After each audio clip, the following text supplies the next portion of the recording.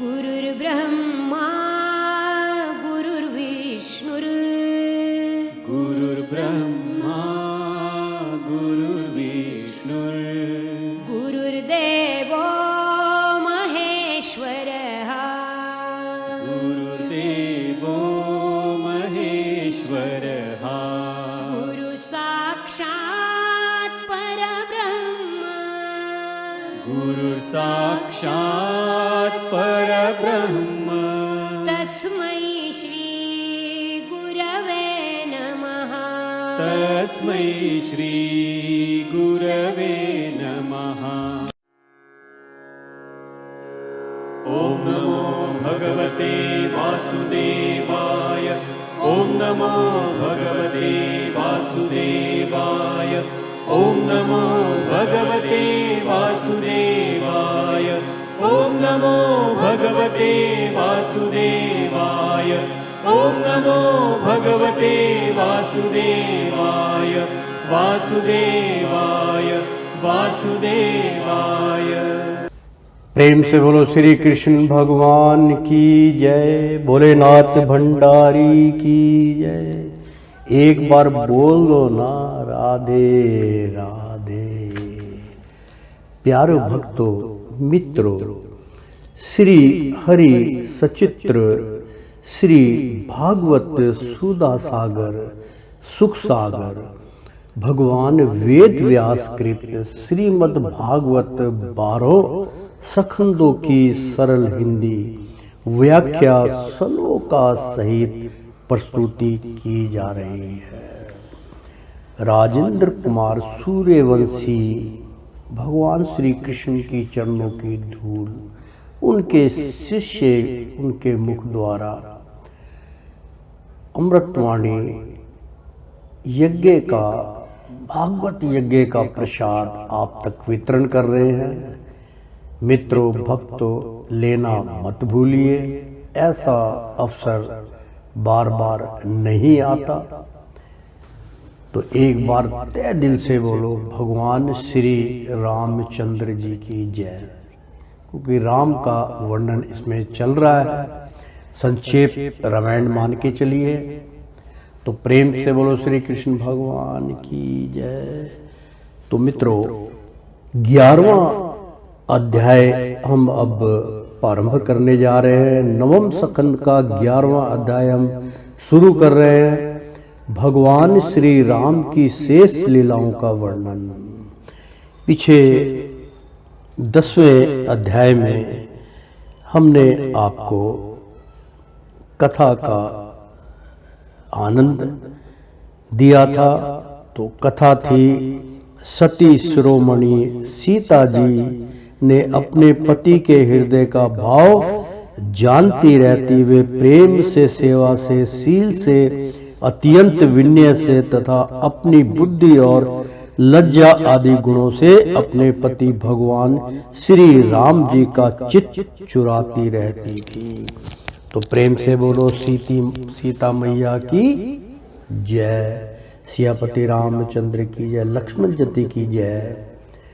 तो प्रेम से बोलो श्री कृष्ण भगवान की जय। नवम स्कंद का 11वां अध्याय हम शुरू करने जा रहे हैं। भगवान श्री राम की शेष लीलाओं का वर्णन। श्री सुखदेव जी कहते हैं, परीक्षित, भगवान श्री राम ने गुरु वशिष्ठ जी को अपना आचार्य बनाकर उत्तम सामग्रियों से युक्त यज्ञों के द्वारा अपने आप ही अपने स्वर देव स्वरूप स्वयं प्रकाश आत्मा का यंजन किया।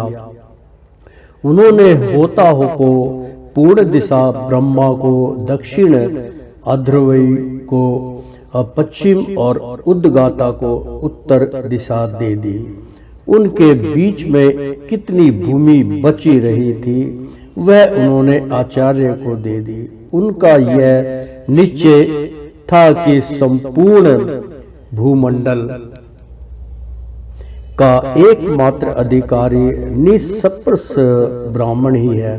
इस प्रकार सारे भूमंडल का दान करके उन्होंने अपने शरीर के वस्त्र और अलंकार ही अपने पास रखे। इसी प्रकार महारानी सीता जी के पास भी केवल मंगलिक वस्त्र और आभूषण ही बच रहे।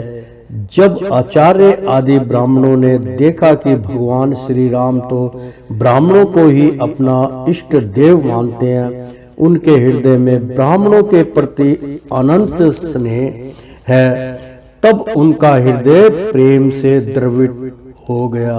उन्होंने प्रसन्न होकर सारी पृथ्वी भगवान को लौटा दी और कहा, प्रभु आप सब लोगों के एकमात्र स्वामी हैं।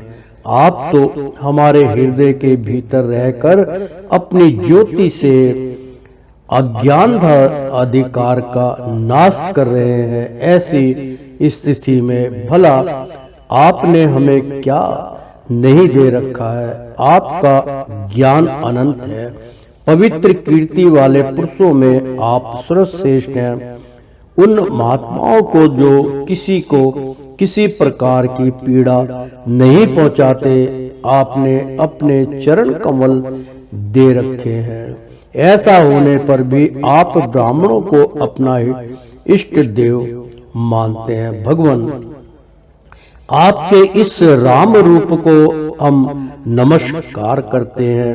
परीक्षित एक बार अपनी प्रजा की स्थिति जानने के लिए भगवान श्री राम जी रात के समय छिपकर बिना किसी को बतलाए घूम रहे थे। उस समय उन्होंने किसी की यह बात सुनी।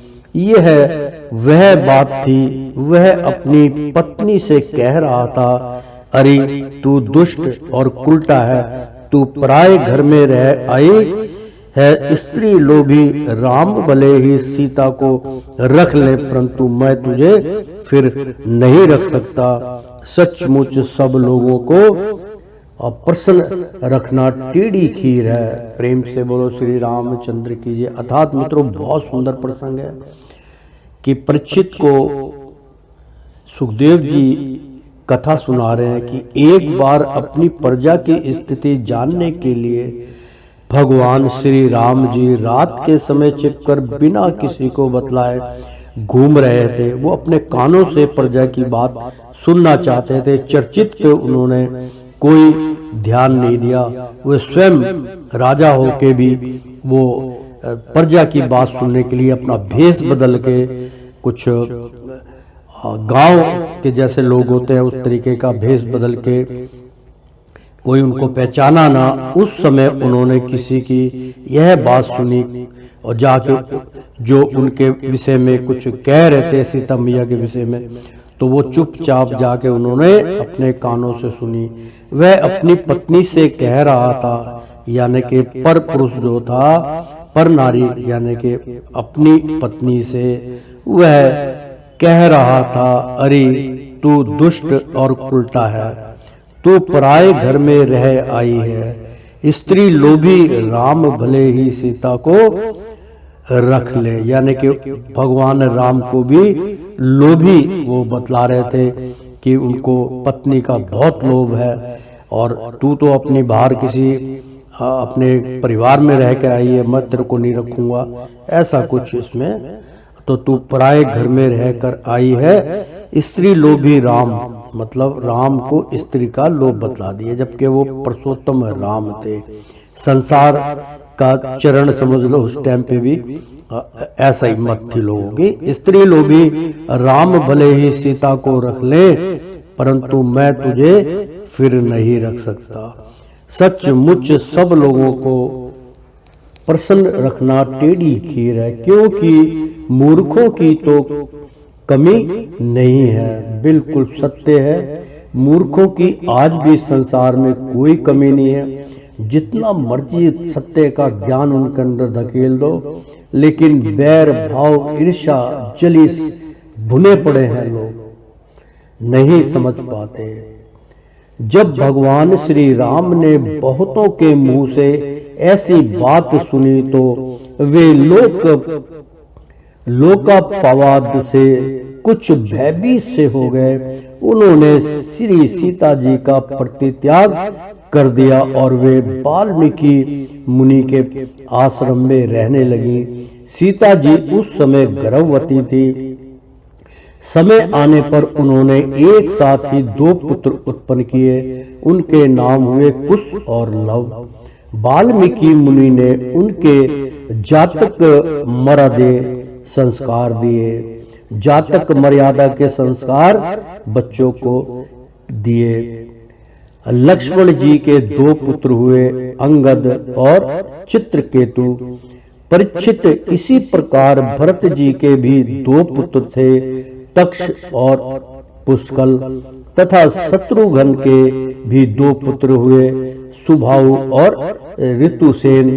भरत जी ने दिव्य जय में करोड़ों गंधर्वों का संहार किया।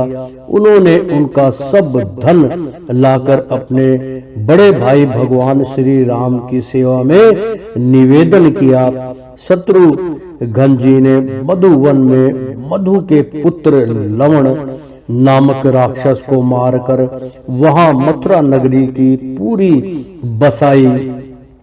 भगवान श्री राम के द्वारा निर्वासित सीता जी ने अपने पुत्रों को वाल्मीकि जी के हाथों में सौंप दिया और भगवान श्री राम के चरण कमलों का ध्यान करती हुई वे पृथ्वी देवी के लोक में चली गई। यह समाचार सुनकर भगवान श्री राम ने अपने शोकावेश को बुद्धि के द्वारा रोकना चाहा, परंतु परम समर्थ होने पर भी वे उसे रोक ना सके, क्योंकि उन्हें जानकी जी के पवित्र गुण बार बार स्मरण हो आया करते थे। परीक्षित, यह स्त्री और पुरुष का संबंध सब कहीं इसी प्रकार दुख का कारण है। यह बात बड़े बड़े समर्थ लोगों के विषय में भी ऐसी ही है। फिर गृहस्थ विषय पुरुष के संबंध में तो कहना ही क्या है। इसके बाद भगवान श्री राम ने ब्रह्मचार्य धारण करके 13,000 वर्ष तक अखंड रूप से अग्निहोत्र किया। तदअंतर अपना स्मरण करने वाले भक्तों के हृदय में अपने उन चरण कमलों को स्थापित करके जो दंड कवन के कांटों से बिंग गए थे, अपने स्वयं प्रकाश परम ज्योतिर्मय धाम में चले गए। परीक्षित, भगवान के समान प्रतापशाली और कोई नहीं है, फिर उनसे बढ़कर तो हो ही कैसे सकता है। उन्होंने देवताओं की प्रार्थना से ही यह लीला विग्रह धारण किया था। ऐसी स्थिति में रघुवंशी शिरोमणि भगवान श्री राम के लिए यह कोई बड़े गौरव की बात नहीं है कि उन्होंने अस्त्र शस्त्रों से राक्षसों को मार डाला या समुद्र पर पुल बांध दिया। भला उन्हें शत्रुओं को मारने के लिए बंदरों की सहायता की भी आवश्यकता थी, यानी कि उनको आवश्यकता नहीं थी, फिर भी उनकी सहायता ली गई, क्योंकि भगवान राम के जो हनुमान जी थे वो भगत थे और वो सारी की सारी हनुमान की सेना थी। भला उन्हें शत्रुओं को मारने के लिए बंदरों की सहायता की भी आवश्यकता थी क्या? नहीं थी। यह सब उनकी लीला ही है। भगवान श्री राम का निर्मल यश समस्त पापों को नष्ट कर देने वाला है। वह इतना फैल गया है कि दिग्गजों का श्याममल शरीर भी उसी की उज्ज्वलता से चमक उठता है। आज भी बड़े बड़े ऋषि महर्षि राजाओं की सभा में उसका गान करते रहते हैं। स्वर्ग की देवता और पृथ्वी के नरपति अपने कमनीय कीर्तों से उनके चरण कमलों की सेवा करते रहते हैं। मैं उन्हीं रघुवंशी शिरोमणि भगवान श्री रामचंद्र की शरण ग्रहण करता हूँ, जिन्होंने भगवान श्री राम का दर्शन और स्पर्श किया। उनका सहवास अथवा अनुगमन किया। वे सब के सब तथा कौशल देश के निवासी भी उसी लोक में गए जहाँ बड़े बड़े योगी योग साधना के द्वारा जाते हैं। जो पुरुष अपने कानों से भगवान श्री राम का चरित्र सुनाता है उसे सरलता, कोमलता आदि गुणों की प्राप्ति होती है। परीक्षित केवल इतना ही नहीं, वह समस्त कर्म बंधनों से मुक्त हो जाता है। मित्रों, बहुत सुंदर प्रसंग, एक बार प्रेम से बोलो श्री सियापति रामचंद्र की जय। मित्रों, इस पे छोटा सा एक सत्य प्रसंग मैं आपको सुनाना चाहता हूँ। बहुत सुंदर इसमें चरित्र की बात करी है कि श्री राम का चरित्र सुनाता है उसे सरलता, कोमलता आदि गुणों की प्राप्ति होती। मित्रों, मैं क्योंकि 7-8 साल की अवस्था प्राणी की ऐसी होती है कि उस अवस्था में बालक झूठ नहीं बोलता, क्योंकि वो आयु ऐसी होती, जरा सा डांट मारो सच बोल देगा। ये उस समय की बात है जब मैं 7-8 साल का लगभग था, और मैं विदेश का नहीं हूँ, दिल्ली का रहने वाला हूँ। दिल्ली में आपने सुना होगा एक गांव है नांगल राय, बिल्कुल कैंट में है, दिल्ली कैंट 10 में लगता है वो, बिल्कुल सागरपुर लाजवंती गार्डन उसी के साथ नांगल राय। अब तो बहुत डेवलप हो गया, हम तो छोटे छोटे वे करते थे क्योंकि हमारे पिता मिलिट्री में थे, इसलिए मैं उसकी व्याख्या कर रहा हूँ। क्या व्याख्या है, बड़े ध्यान से सुनना मित्रों। कुछ सत्य जो होता है वो कभी ना कभी आपके काम आएगा। मैं और एक मेरा मित्र, दोनों हम अपने दिल्ली कैंट रेलवे स्टेशन पे घूमने के लिए निकले थे, और समय था मेरे ख्याल संध्या का 7 बजे का टाइम था, और उजाला हो रहा था। तो इसका मतलब ये है कि शुक्ल पक्ष था और प्रकाश था अच्छा। और ये मेरे को ध्यान नहीं है मित्रों कि वो सूर्य था या चंद्रमा था, यानी कि मैं पूरब दिशा में जा रहा था, और पूरब दिशा में यानी कि दक्षिण में वो मैंने सूर्य को अस्त होते हुए या चंद्रमा को अस्त होते हुए देखा। तो मुझे ऐसा लग रहा है कि या तो पूर्णमासी का दिन होगा, या फिर वो मतलब बिल्कुल लाल, हल्का सा लाल आभा में वो चंद्रमा था या सूर्य था, मैं कह नहीं सकता। मुझे लग रहा है कि वो ढलता हुआ सूर्य ही होगा, क्योंकि बहुत बड़ा सूर्य मैंने देखा। तो मैं अपना मगन बस जा रहा था, और मेरे पाँव में चप्पल भी नहीं थी मित्रों, और मैं पैदल जा रहा था। मेरा मित्र भी मेरे साथ बिना चप्पल के जा रहा था। हमें आदत पड़ी हुई थी नंगे पाँव घूमने की, क्योंकि खेल कूद करते थे, चप्पलें जूते उतार देते थे और दौड़ते थे, तो इसलिए हम भाग रहे थे। तो मेरे हाथ में एक छोटी सी डंडी थी, वो मैं जमीन में लगाता हुआ खेलता हुआ निकल रहा था। तो अचानक मेरी दृष्टि जो है मित्रों वो चंद्रमा पे या सूर्य पे पड़ी। तो मैंने देखा कि भगवान श्री राम, लक्ष्मण और सीता, यानी कि भगवान राम आगे थे, बीच में सीता माता थी, लक्ष्मण थे, यानी कि तीनों कतार में थे।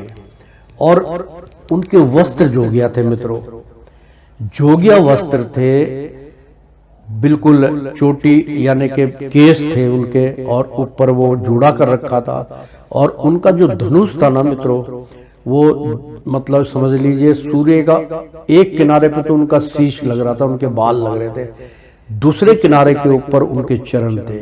यानी कि मेरे को आज की दृष्टि में ये लगता है कि वो विराट रूप था उनका, क्योंकि सूर्य के बराबर उनका जो है वो रूप देखा मैंने उसमें।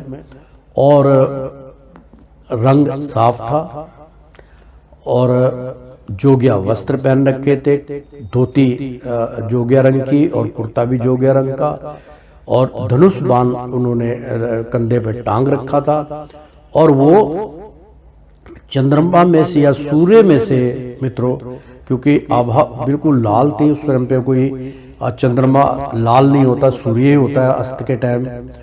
और वो मतलब जो है पूरब दिशा की तरफ वो जाते हुए देखा, और मैं वहाँ पे खड़ा होकर शोर मचाने लगा। तो पहले मित्रों आज से 40-45 साल पहले कहाँ पे इतनी मतलब भीड़ नहीं होती थी, तो इक्का दुक्का बंदा कोई नजर आता, तो मैं वहाँ जोर जोर से चिल्लाने लगा और अपने दोस्त को आवाज मार रहा कि मैंने कहा देख देख यार, भगवान राम लक्ष्मण और सीता जी जा रहे हैं, जल्दी देख। लेकिन वो दृष्टिहीन हो गया, मेरे सामने की बात है, वो जमीन के अंदर ऐसे चक्कर काटने लगा, उसकी दृष्टि वहां नहीं गई। और मैंने चिल्ला चिल्ला के जोर से वहां पे बताने लगा, मैंने कहा अरे भगवान रामचंद्र और सीता मैया और लक्ष्मण जा रहे हैं। बस वो 2-3 मिनट का मेरे ख्याल ज़्यादा से ज़्यादा वो दृश्य होगा, या 5 मिनट लगा लो, और वो आस्ते आस्ते सूर्य के किनारे से ही, जो गोल सूर्य होता है उसके किनारे से वो लुप्त हो गए। तो मित्रों, ये सत्य है, भगवान राम और सीता मैया और लक्ष्मण तो बहुत ही दुर्लभ दर्शन थे, जो हम सारी जिंदगी नहीं कर सकते, तरसते थे। वो रूप के मैंने स्वयं दर्शन किए। तो एक बार बोलो सियापति रामचंद्र की। ये सत्य मैंने इसलिए बतलाया कि कई लोग अभी भी हमारे अंधविश्वासी हैं कि जी वो राजा रामचंद्र थे। ठीक है, वो राजा रामचंद्र जी थे, लेकिन राम हमारे घट घट में तो है ही। तो राम उन्होंने, क्योंकि हर जितने भी मतलब हमारे इष्ट हैं वो रूप बदल के आते हैं, हमें समझाने के लिए आते हैं। मर्यादा पुरुषोत्तम, मर्यादा में रह के उन्होंने वो शासन किया। तो कई लोग उनका कुछ और तरीके से कुछ बोलता है, कोई कुछ बोलता है, जो अनज्ञानी अज्ञानता के वश में जो पड़े हुए हैं वो ऐसी वाणी बोलते हैं। लेकिन उस वाणी को झुटलाने में कोई कसर नहीं है। मैंने जो कहा सत्य का, सत्य को कोई आदमी झुटला नहीं सकता। बिल्कुल मैंने अपने जीते जागते नेत्रों से देखा है, दर्शन किए हैं मित्रों। ये नहीं कि मैं कोई सपने की बात बता रहा हूँ आपको, ना, बिल्कुल प्रत्यक्ष चलते चलते ध्यान पड़ा। तो प्रेम से बोलो सियापति रामचंद्र की जय। तो मित्रों, ये सत्य है। अगर उनको मन में आप याद रखते हैं, उनकी प्रेरणा लेते हैं, तो भगवान राम के भी दर्शन कोई दुर्लभ नहीं है। श्री राम का चरित्र सुनाता है, उसे सरलता, कोमलता आदि गुणों की प्राप्ति होती है। परीक्षित, केवल इतना ही नहीं, वह समस्त कर्म बंधनों से मुक्त हो जाता है। राजा परीक्षित ने पूछा, भगवान श्री राम स्वयं अपने भाइयों के साथ किस प्रकार का व्यवहार करते थे, तथा भरत आदि भाई प्रजन और अयोध्यावासी भगवान श्री राम के प्रति कैसा बर्ताव करते थे।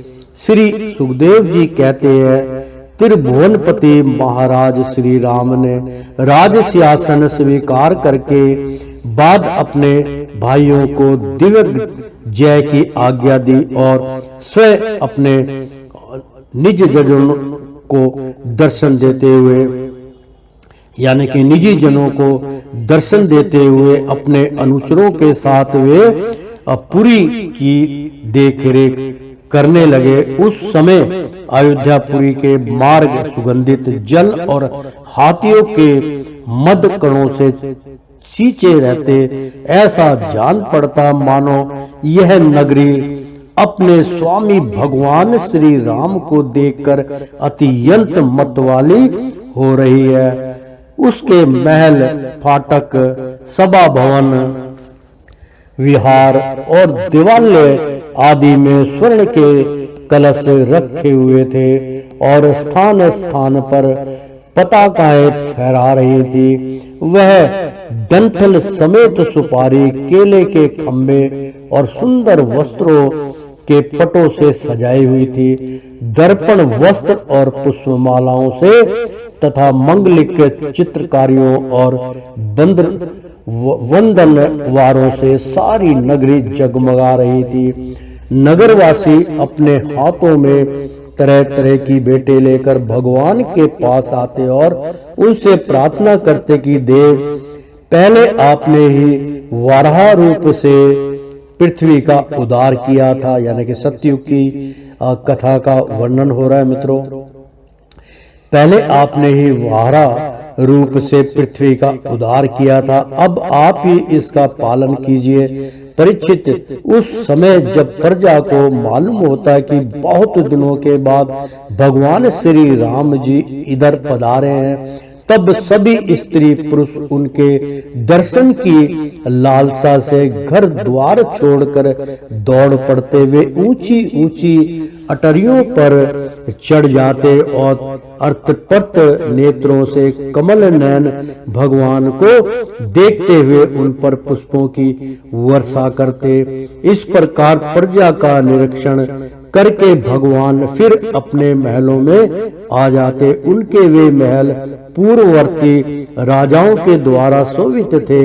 उनमें इतने बड़े बड़े सब प्रकार के खजाने थे जो कभी समाप्त नहीं होते थे। वे बड़ी बड़ी बहुमूल्य बहुत सी सामग्रियों से सुसज्जित थे और महलों के द्वार तथा देहलियां मूंगे की बनी हुई थी। मूंगा मित्रों, जिसका हम आज बहुत महंगा होता, मूंगा पत्थर होता है, लेकिन मूंगा पत्थर नहीं होता मित्रों।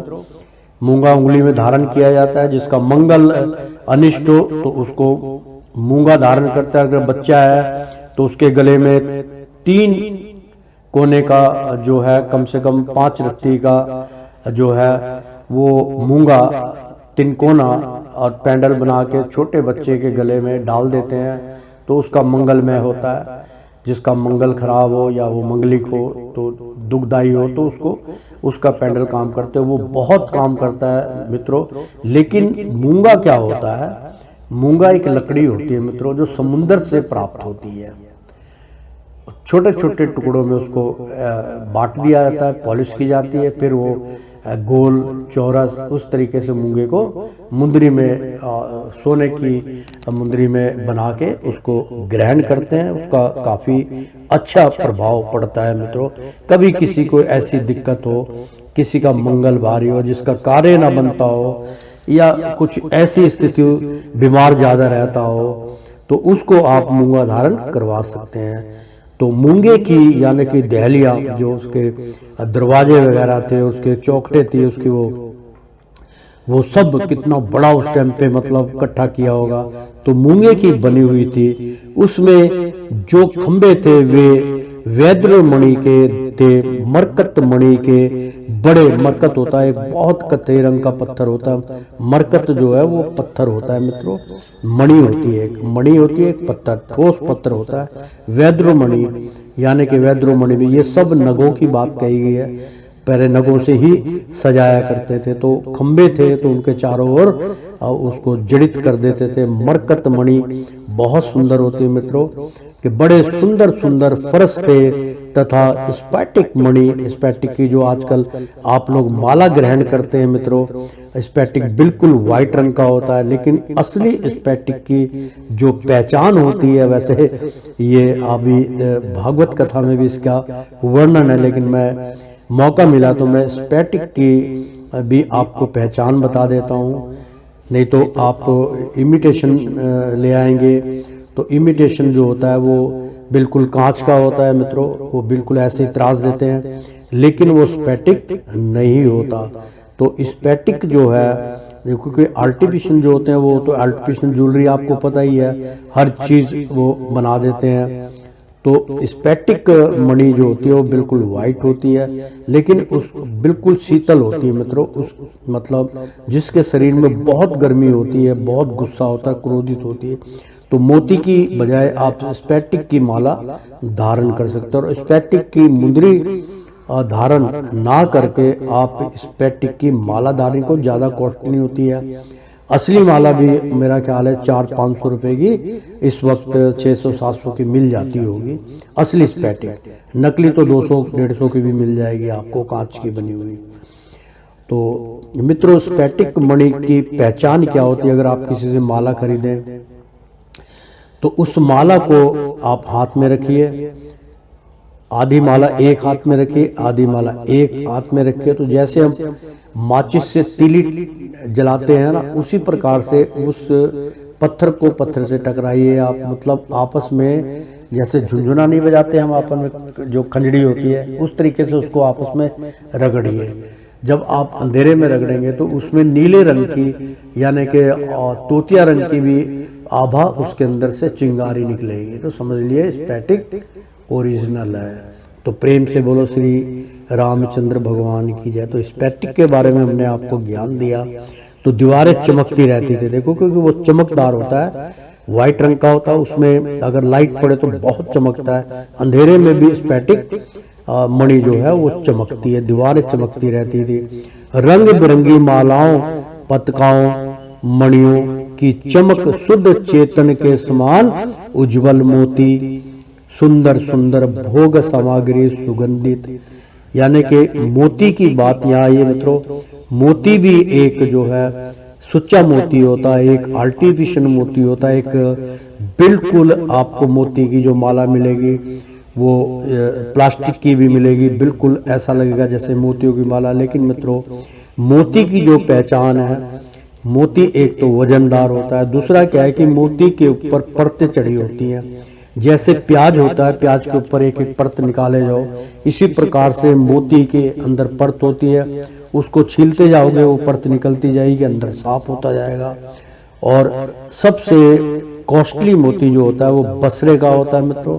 बसरे का मोती बहुत महंगा होता है, लेकिन वो गोल उसमें नहीं होता है, वो टेढ़ा मेढ़ा होता है, लेकिन उसकी कीमत ज़्यादा होती है और मोती की खेती भी होती है। सीप के में जो है मोती पैदा होता है, जो सीप होती है दो मुंह बंद कर लेती है। तो कहते हैं कि जब कोई एक नक्षत्र होता है, उसमें वो नक्षत्र होता है रवि पुष्प नक्षत्र। तो रवि पुष्प नक्षत्र जब आता है, वो महीने में 2 महीने में एक बार आता है मित्रों। तो पुष्प नक्षत्र में मतलब रविवार का दिन, यानी कि रवि का सूर्य का दिन होता है। तो रवि पुष्प नक्षत्र में जो ओस की बूंद गिरती है मित्रों, तो उस बूंद को, पहली बूंद, किसी में 2 बूंद, किसी में 3 बूंद, किसी में 4 और किसी में 1 ही बूंद होती है। बूंद गिरने के बाद शबनम की बूंद गिरती है। तो मोती वो शबनम की बूंद को बहुत सुंदर होती है, वो आपने पत्तों पे भी देखा होगा, वो मतलब सजीती होती है ओस की बूंदे, उसको शबनम बोलते हैं, शबनम की बूंद भी। तो जैसे उसके अंदर वो रवि पुष्प नक्षत्र में पड़ती है, तो वो नक्षत्र में ही होता है, शुभ नक्षत्र होता है। तो ये ओस की बूंद वो जैसे जो अपना कमल का फूल होता है वो खिला होता है, पंखड़ी फैलाए, ऐसे 2 ये सीप जो होती है 2 भाग होते हैं इसके, वो मुंह फैला के इंतजार करती है, सुमरन करती है कि हे हरि महाराज, हमें प्यास लगी, हमें जो है अपनी शबनम की बूंद हमें मुहैया कराइए। तो वो जब गिरती है तो किसी में 2 बूंदें गिरती, किसी में 3 गिर जाती है, किसी में 5-6 भी गिर जाती है। तो वो आस्ते आस्ते सीप बंद हो जाता है, तो फिर वो खुलता नहीं है मित्रों। वो ही सीप जो है बंद हो जाता है, उसके अंदर फिर वो मोती कुछ समय के बाद बंद हो जाता है, मोती बन जाता है। तो वो सच्चा मोती होता है। तो किसी में 4 बूंदे गिरी तो 4 मोती निकले, किसी में 1 गिरा तो 1, यानी कि उसमें उसी के अंदर, क्योंकि वो मोती के समान ही होता है। अभी सिप्पी को या शंख को आप रगड़ के देखो, सिप्पी को अगर रगड़ोगे तो अंदर से वो चमकीली होती है, 7 रंग छोड़ती है। इसी प्रकार से जो मोती होता है वो भी 7 रंग छोड़ता है और बहुत ठंडा होता है मोती। चित्त को शांत करने के लिए मोती धारण कीजिए, उंगली में कीजिए। चिच्ची उंगली जो होती है सबसे छोटी, उसमें मोती को धारण करना चाहिए, उसमें शुभ लाभ देता है। क्योंकि बुद्धि अगर किसी का खराब है तो वो बिल्कुल शांत हो जाता है, दांतों में उसके कोई रोग नहीं लगता। तो मित्रों, और कोई ज़्यादा ही वो भगवान का भक्त है तो उसकी माला भी धारण कर सकता है। तो मित्रों, मोती का वर्णन आया, मैंने जो है थोड़ा सा ज्ञान प्रदान किया आपको। तो उज्जवल मोती मतलब चमकदार मोती, यहाँ पे बैठकी मिलती है, उसको एक गोल होता है, एक बैठकी होती है। मोती जो बैठकी होती है मित्रों, वो उसकी अंगूठी बनाई जाती है, उसको धारण करते हैं लोग। तो उज्जवल मोती सुंदर सुंदर भोग सामग्री यानी कि खाने पीने का, और सुगंधित धूप दीप यानी कि सुगंधित जड़ी बूटियों की बनी हुई अगरबत्तियां, धूप बत्ती जलती थी, अगरबत्ती तो थी नहीं, खाली लकड़ी जला देते थे, उसमें ही खुशबू आती थी। तथा फूलों के गहनों से वे महल खूब सजाए हुए थे। आभूषणों को भी सुशोभित भूषित करने वाले देवताओं के समान स्त्री पुरुष उसकी सेवा में लगे रहते थे। परीक्षित, भगवान श्री राम जी का आत्मा राम जितेंद्र इंद्रियां पुरुषों के शिरोमणि थे। उसी महल में वे अपनी प्राण प्रिया प्रेममयी पत्नी श्री सीता जी के साथ विहार करते थे। सभी स्त्री पुरुष जिनके चरण कमलों का ध्यान करते रहते हैं, वे ही भगवान श्री राम बहुत वर्षों तक धर्म की मर्यादा का पालन करते हुए समयानुसार भोगों का उपभोग करते थे। समय की बहुत मर्यादा है मित्रों। यहाँ बहुत सुंदर प्रसंग बतलाया कि राजा हो तो राम जैसा, राज्य हो तो राम राज्य। राम के राज्य में किसी भी प्राणी को जो प्रजा थी वो सुखी थी, वो द्वार द्वार जाके पूछ लिया करते थे भाई कि कोई परेशानी तो नहीं है। हालांकि हमने एक लेख निकाला है, आप तक पहुंच जाएगा जब इसका समय आएगा तब। तो मित्रों, राजा हो तो राम जैसा, ऐसा राज्य नहीं होना चाहिए कि लोग तराई तराई के और राजा अपने गद्दी के लिए जो है वो युद्ध करता रहे और खाली पृथ्वी की रक्षा में अपना समय गवा दे, प्रजा की चिंता ना करे। ऐसा राजा नहीं होना चाहिए। ऐसे राज्य को संन्यास धारण कर लेना चाहिए। ये मैं नहीं कह रहा हूं मित्रों, ये शास्त्र कह रहा है, और जो शास्त्र कहता है वो सत्य है, उसको कोई भी प्राणी झुटला नहीं सकता। ये आप भली भांति जानते हैं। तो मित्रों, एक बार प्रेम से बोलो श्री कृष्ण भगवान की जय, श्री रामचंद्र जी की जय। तो मित्रों, यहाँ पर 11वां अध्याय संपन्न हुआ।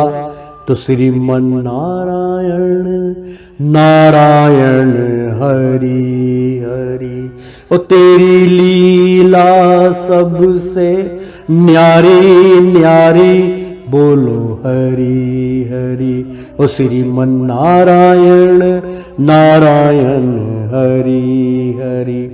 एक बार बोल दो ना राधे राधे। तो मित्रों, इस भागवत के अंदर भगवान श्री रामचंद्र जी की व्याख्या, उनकी लीलाओं का संक्षेप में वर्णन किया गया। बताइए, इतना अमूल्य, इतना बड़ा प्रसाद आपको इस ग्रंथ से स्वीकार हुआ है। ये प्रसाद आपको ग्रहण करना चाहिए, क्योंकि मैं तो जानता ही नहीं था कि ग्रंथ में, इस भागवत गीता के अंदर भी भगवान राम की चर्चा होगी। रामायण आपको सुनने का सौभाग्य प्राप्त हुआ।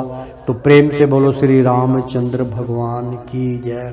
तो इसी के साथ मित्रों, 11वां जो है नवम स्कंद का 11वां अध्याय संपन्न हुआ। तो प्रेम से बोलो श्री कृष्ण भगवान की जय। नवम स्कंद का 12वां अध्याय हम अब शुरू करने जा रहे हैं। इक्ष्वाकु वंश के शेष राजाओं का वर्णन। श्री सुखदेव जी कहते हैं, परीक्षित, कुश का पुत्र हुआ अतिथि, मतलब लव और कुश की मेरे ख्याल यहाँ अब कथा चलेगी। बहुत सुंदर प्रसंग है मित्रों कि श्री सुखदेव जी कहते हैं, परीक्षित, कुश का पुत्र हुआ अतिथि। उसका निषद का नाम, नभ का पुंडरीक और पुंडरीकी का क्षेम धनवा का देवानिक का अनहे का परियात्रा का बलस्थल और बलस्थल का पुत्र हुआ। वर्ज नाम यह सूर्य का अंश था। वर्ज नाद से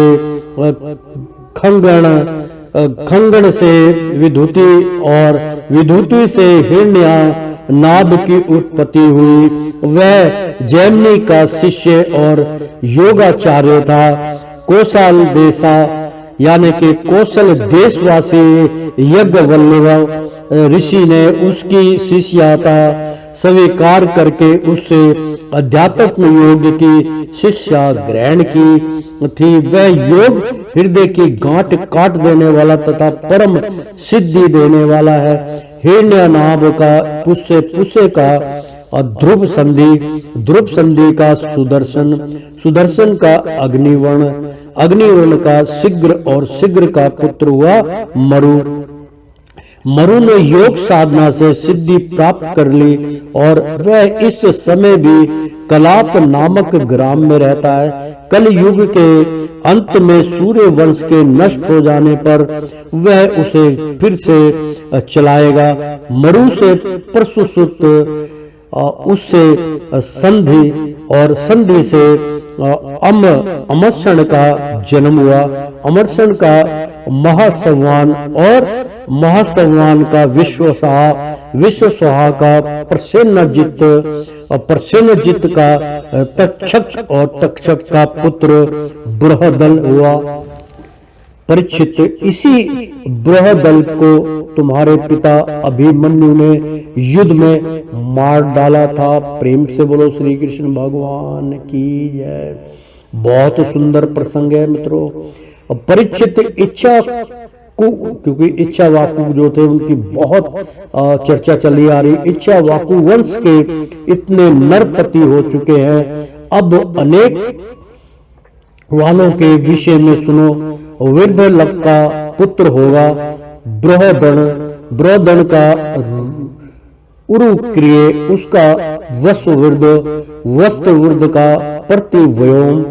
प्रतिव्योम का भानु, और भानु का पुत्र होगा सेनापति दिवाक का वीर सहदेव का वृद्धस्व का अनुमान, यानी कि वृद्धस्व का अनुमान, भानुमान का प्रतिकस्व, और प्रतिकस्व का पुत्र होगा सुप्रतिक का मरुदेव का सुनछत्र का पुष्कर का अंतरिक्ष का सुतपा, और उसका पुत्र होगा अमित्रजित से बृहदाज से बही से कृतजय से रणजय, और उससे संजय होगा। संजय का साक्य उसका सुद्रोध, और सुद्रोध का लाडलन का प्रसेनजित, और प्रसेनजित का पुत्र क्षुद्रक होगा। क्षुद्रक से रणक से सुरथ, और सुरथ से इस वंश के अंतिम राजा सुमित्र का जन्म होगा। ये सब बृहदल के वंशधर होंगे। इच्छावाकु का यह वंश सुमित्र तक ही रहेगा, क्योंकि सुमित्र के राजा होने पर कलयुग में यह वंश समाप्त हो जाएगा। प्रेम से बोलो श्री कृष्ण भगवान की जय। ओ श्रीमन नारायण नारायण हरि हरि, तेरी लीला सबसे न्यारी न्यारी, बोलो हरि हरि। 12वां अध्याय संपन्न हुआ मित्रों। बहुत सुंदर अध्याय था ये। इच्छावाकु वंश के शेष राजाओं का वर्णन, यानी कि इस कलयुग के अंत तक बस उनका शासन था। उसके बाद उनका कुल समाप्त हो गया मित्रों। वो परम धाम को प्राप्त हुए। यहाँ तक की कथा हमने वाच दी। अब 13वां अध्याय जो है वो हम प्रारंभ करने जा रहे हैं, शुरू करने जा रहे हैं। राजा निमि के वंश का वर्णन। तो मित्रों, श्री सुखदेव जी कहते हैं, परीक्षित, इच्छावाकु के पुत्र थे निमि। उन्होंने यज्ञ आरंभ करके महर्षि वशिष्ठ को आरित्यवज के रूप में वर्णन किया। वशिष्ठ जी ने कहा कि राजन इंद्र अपने यज्ञ के लिए मुझे पहले ही वर्णन कर चुके हैं, यानी कि निमंत्रण दे चुके हैं। उनका यज्ञ पूरा करके मैं तुम्हारे पास आऊंगा, तब तक तुम मेरी प्रतीक्षा करना।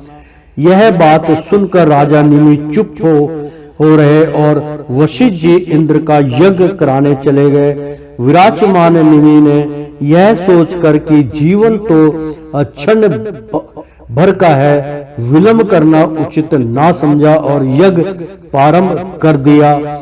जब तक गुरु वशिष्ठ जी ना लौटे तब तक के लिए उन्होंने दूसरे ऋषियों तो जो को वर्णन कर लिया। गुरु वशिष्ठ जी जब इंद्र का यज्ञ संपन्न करके लौटे तो उन्होंने देखा कि उनके शिष्य निमि ने तो उनकी बात ना मानकर यज्ञ प्रारंभ कर दिया है। उस समय उन्होंने शाप दिया कि निमि को अपनी विचारशीलता और पंडितत्व का बड़ा घमंड है, इसलिए इसका शरीर पात हो जाए। निमि के दृष्टि में गुरु वशिष्ठ का यह शाप धर्म के अनुकूल नहीं प्रतिकूल था, इसलिए उन्होंने भी शाप दिया कि अपने लोभ वंश अपने धर्म का आदर नहीं किया, इसलिए आपका शरीर भी गिर जाए। यह कहकर आत्मा विधा में निपुण निमि ने अपने शरीर का त्याग कर दिया। परीक्षित, इधर हमारे वृद्ध परम पिता महा वशिष्ठ जी ने भी अपना शरीर त्याग कर मित्रा वरुण के द्वारा उर्वशी के गर्भ से जन्म ग्रहण किया। राजा निमि के यज्ञ में आए हुए श्रेष्ठ मुनियों ने राजा के शरीर को सुगंधित वस्तुओं में रख दिया। जब सत्र याग की समाप्ति हुई और देवता लोग आए तब उन लोगों ने उनसे प्रार्थना की, महानुभाव आप लोग समर्थ है, यदि आप प्रसन्न है तो राजा निमि का यह शरीर पुण्य जीवित हो उठे। देवताओं ने कहा ऐसा ही हो।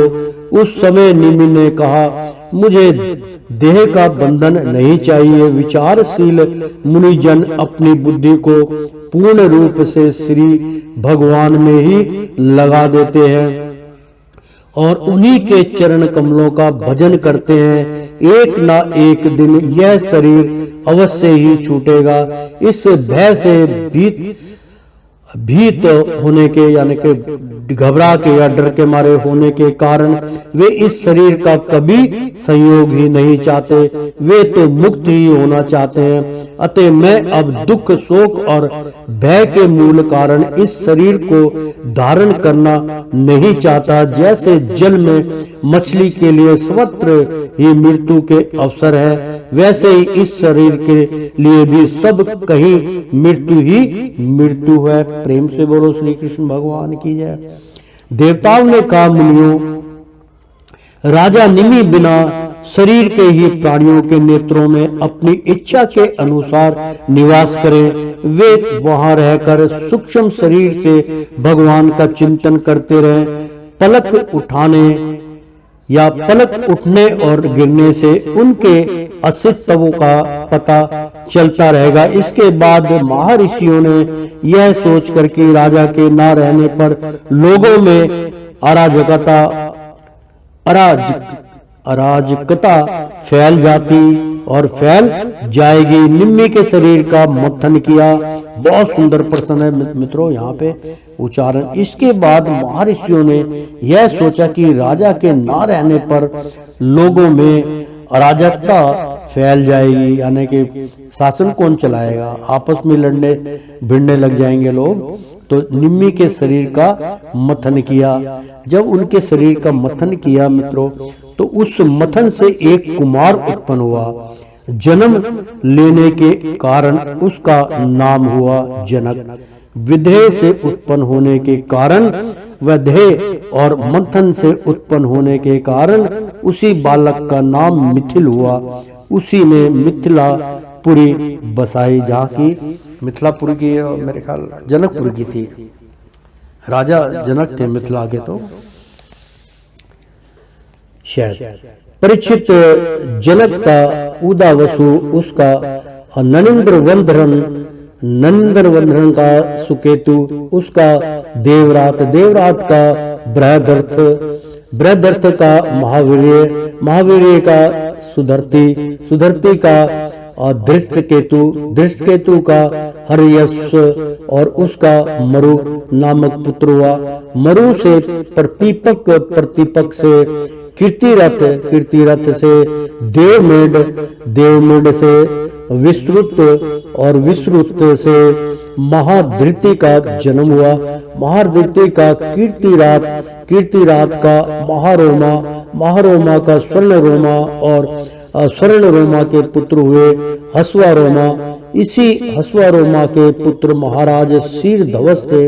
वे जब यज्ञ के लिए धरती जोत रहे थे तब उनके सिर हल के अग्रभाग फाल। बहुत सुंदर मित्रों यहाँ पे प्रसंग चल रहा है, क्योंकि तभी मैंने बोला ना मिथिला, जो मिथिला का यहाँ पे वो आया कि मिथिलापुरी जो है वहाँ पे मेरे ख्याल जनक के रहने वाले थे। जनक जो राजा जनक थे उन मिथिलापुरी के थे, बिहार में वो मेरे ख्याल है मिथिलापुरी। तो जनक का उदावस यानी इस उनकी ही वो चल रही है। तो मित्रों बहुत सुंदर प्रसंग चल रहा है। मरु से प्रतिपद, प्रतिपद से कीर्तिरथ से देवमुड, देवमुड से विश्रुत और विश्रुत से महाधृति का जन्म हुआ। महाधृति का कीर्तिरात, कीर्तिरात का महारोमा, महारोमा का स्वर्णरोमा और स्वर्णरोमा के पुत्र हुए हस्वारोमा।